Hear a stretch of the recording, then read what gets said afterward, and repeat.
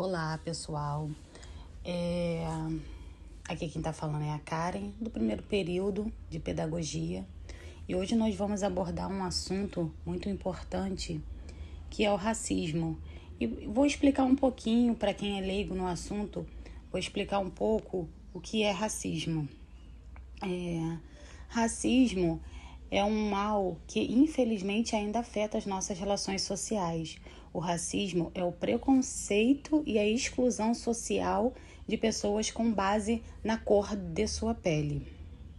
E algumas origens e causas do racismo é a chegada dos europeus ao continente americano, que resultou no modo de enxergar aqueles diferentes deles e total desprovido de traços culturais brancos que os europeus consideravam como civilizatórios. Tal cenário serviu para que eles se apropriassem do território americano e tentassem aculturar os seus nativos, empurrando-lhes a sua língua e a sua cultura. O continente americano virou uma verdadeira empresa europeia. Como se não bastasse, os europeus iniciaram um processo de captura de africanos para que trabalhassem como escravos em sua nova empresa. O processo de escravização estava embasado em uma ideologia de hierarquia das raças, ainda no nível de consciência coletiva, que fez com que milhões de africanos fossem capturados e submetidos ao trabalho escravo. E o racismo aqui no Brasil foi a falta de uma atenção à população negra, de que de repente via-se em sua grande maioria sem moradia e alimento, resultou a sua marginalização. Vale ressaltar que a Lei Áurea, que entrou em vigor dia 13 de maio de 1888, não garantiu que todos os escravos fossem na prática libertos. Muitos escravos sem opções ou até mesmo sem informações sobre as suas condições de libertos ficaram submetidos à escravidão no Brasil mesmo após a abolição, né? Porque eles não sabiam para onde ir, né? Qual caminho seguir depois daquela escravidão todas que eles passaram. E a escravidão unido à marginalização daquelas pessoas que, sem ter o que comer e onde morar, foram viver nos morros, nos guetos e recorrer muitas vezes ao crime para sobreviver, resultou na situação de exclusão que leva ao racismo atualmente. E é isso, um pouquinho aqui para falar do racismo que acontece, que é muito triste, né? Que as pessoas têm que ter consciência, porque a cor não distingue quem a pessoa é. Olá pessoal, tudo bem com vocês? Espero que sim. Me chamo Emily, curso Pedagogia, primeiro período. Hoje eu vou falar um pouco sobre um exemplo de racismo estrutural. Escolhi um assunto muito importante. A gente precisa abordar mais sobre ele. Vou falar bem resumidamente, só para a gente tomar ciência da importância do assunto. Vou falar sobre a ausência de pessoas negras em cargos de liderança. Muitas pessoas não sabem, mas menos de 30% de pessoas pretas lideram cargos de gerência. Esse percentual ele vem diminuindo. Em 2018, a população preta ocupava 29% dos cargos gerenciais, mas em 2019 esse índice caiu. Ele foi para 29,5%. Isso de acordo com o Instituto Brasileiro de Geografia e Estatística, que é o IBGE. Enquanto as mulheres brancas correspondiam a mais ou menos 66% dos cargos gerenciais, a parcela de mulheres pretas é de menos de 31%. A diferença é muito grande. Por exemplo, o homem preto ocupava apenas 28% e os homens brancos 69%. Isso de acordo com as pesquisas. As pessoas pretas representam 55% da população brasileira, mas elas ocupam em média menos de 4,7% desses cargos gerenciais, né? A desigualdade racial é uma realidade no mercado de trabalho. Apenas 8%, mais ou menos, é autodeclarado preto, ocupam esses cargos. Então a gente precisa dar mais importância para esse assunto, a gente precisa falar mais sobre ele, entender mais sobre ele, pesquisar mais sobre ele, para onde a gente conseguir mudar essa realidade, né? Oi pessoal, me chamo Vanusa, Sou do curso de Pedagogia do primeiro período e vou falar um pouco sobre o racismo no ensino superior. O racismo estrutural dentro das universidades, faculdades e centros universitários se expressam não apenas por meio de discriminação e desqualificações, mas também na exclusão das histórias, línguas e conhecimento desses povos nos currículos. Ele também está materializado na participação reduzida de pessoas indígenas e negras nos quadros de estudantes, professores, autoridades e servidores. Esse preconceito não afeta apenas as possibilidades de acesso ao ensino superior, mas também a qualificação de formação que a IES oferecem, a investigação que realizam e o seu papel na formação dos cidadãos e da opinião pública. E como também permeia a formação de professores, irradia-se para todo o sistema educacional. Tudo isso prejudica a sociedade, que permanece desigual e se priva do conhecimento e das contribuições dessas pessoas. Porém, é preciso reconhecer que o racismo existe e ele está enraizado nas estruturas da nossa sociedade. E com certeza isso precisa ser mudado. Olá pessoal, me chamo Kelly, sou estudante do primeiro período do curso de Pedagogia e hoje eu vim abordar um tema sobre expressões linguísticas racistas. Você sabia que o vocabulário brasileiro está cheio de palavras e expressões racistas? Pois é, e muitas delas as pessoas nem sequer notam que estão ofendendo elas. Algumas expressões racistas são meia tigela, programa de índio, criado mudo, cabelo de bombril, lápis da cor da pele. Meia tigela, por exemplo, era usado para quando o serviço não era bem feito ou não estava do jeito, da expectativa da pessoa. Porém, essa expressão tem origem racista, porque no tempo da escravidão, já que os negros que trabalhavam nas minas carvão eram obrigados a cumprir metas para receber comida, então se eles não cumprissem essas metas, eles ganhavam meia tigela de comida, não era completa. Então esse termo é racista e a gente pode substituir essas palavras por serviço mal feito, desleixado. Não precisa usar essas palavras, que nos ferem.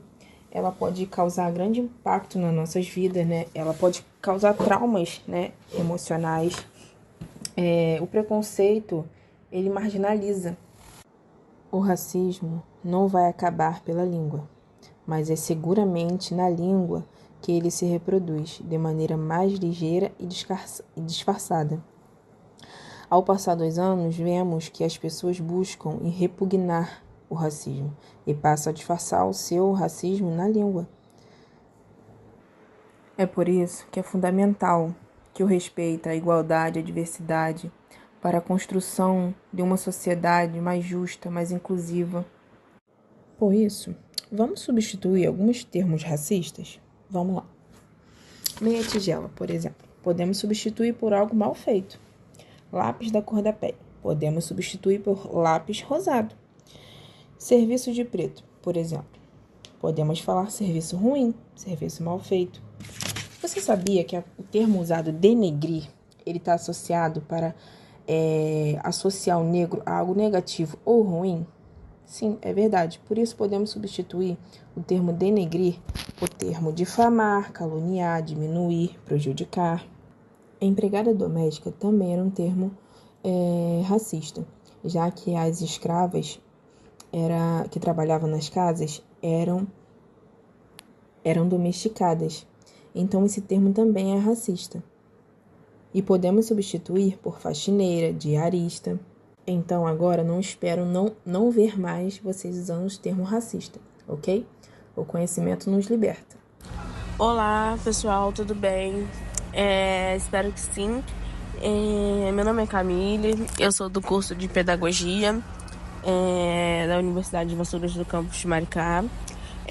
Vamos falar um pouquinho sobre racismo estrutural. E o meu tema é: os negros são vítimas em 75% dos casos de morte em ações policiais. É muito importante destacar que a violência policial é um problema muito grave que desproporcionalmente as comunidades negras. No caso, é mais voltada para as comunidades negras, né? Em uma pesquisa, segundo o Fórum de Dados do Brasil de Segurança Pública, em 2019, 75% das vítimas de morte decorrentes de intervenção policial foram pessoas negras. Tipo, 2019, ali, sabe? Há 5 anos atrás. Então, tipo, nós temos que vamos dizer assim, repensar nisso, né? O que tá acontecendo? Por que os negros, as pessoas pretas, né, são a maioria das vítimas? Porque numa comunidade preta acontece, né, essas coisas. Outra parte aqui, essa estatística é muito preocupante, sabe? Evidencia a existência de racismo estrutural presente nas instituições policiais, ou seja, nas instituições policiais tem a questão do racismo. Muitas das vezes pessoas que são abordadas na rua são mais as pessoas pretas, né? Porque a pessoa tá andando pela rua, ela, pelo simples fato dela ser preta, ela já é abordada, né, pelo policial. Então, temos que rever isso. E algumas das coisas, né, vamos dizer assim, dos pontos que nós podemos mudar essa realidade, sabe?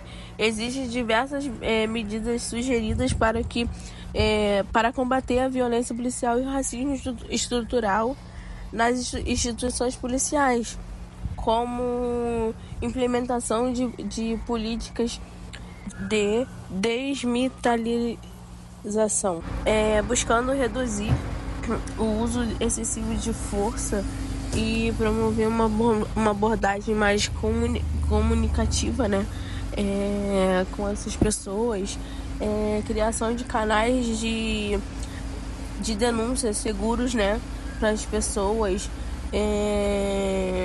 a realização de campanhas de conscientização e educação sobre os direitos humanos, igualdade racial, combate ao racismo, tanto para os agentes, né, de segurança quanto a população em geral, porque não existe somente dentro no caso da força policial, né, não existe só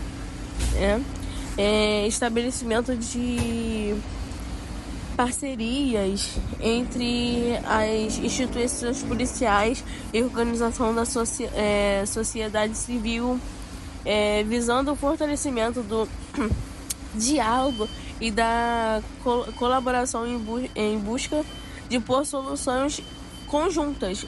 Mas é importante ressaltar que as medidas devem ser implantadas de forma integrada e contínua, envolvendo o poder público e as instituições policiais e a sociedade civil, né?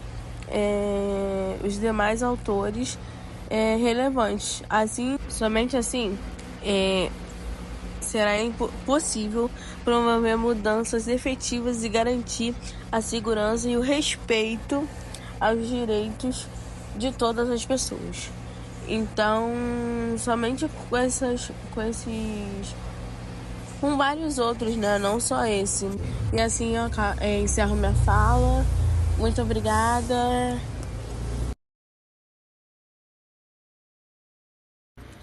Olá, eu me chamo Diogo Peixoto, faço parte da turma 1B, primeiro período Pedagogia. e vou abordar o assunto sobre mulheres negras que sofrem violência obstétrica. Sim, infelizmente mulheres negras tendem a enfrentar uma incidência maior de violência obstétrica em comparação com mulheres brancas e de outras etnias. Existem diversos fatores que contribuem para esse disparate: desigualdades estruturais, estereótipos e preconceitos, comunicação e informação, taxas de intervenções, aspectos sociais e econômicos. Esses fatores contribuem para uma experiência de parto e pós-parto mais traumáticos e menos digna para mulheres negras. Portanto, é essencial abordar esse disparate e trabalhar para garantir que todas as mulheres recebam um atendimento obstétrico respeitoso, informado e baseado em evidências, independente de sua raça ou etnia.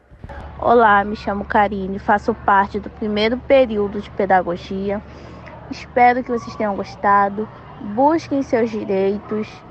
Não se deixe ser refém de uma sociedade enraizada. Saiba usar a sua voz, que alcançamos e vamos continuar alcançando lugares importantes na sociedade e vamos buscar fortificar essa representatividade que hoje já temos. Racismo é uma doença que corrói a humanidade.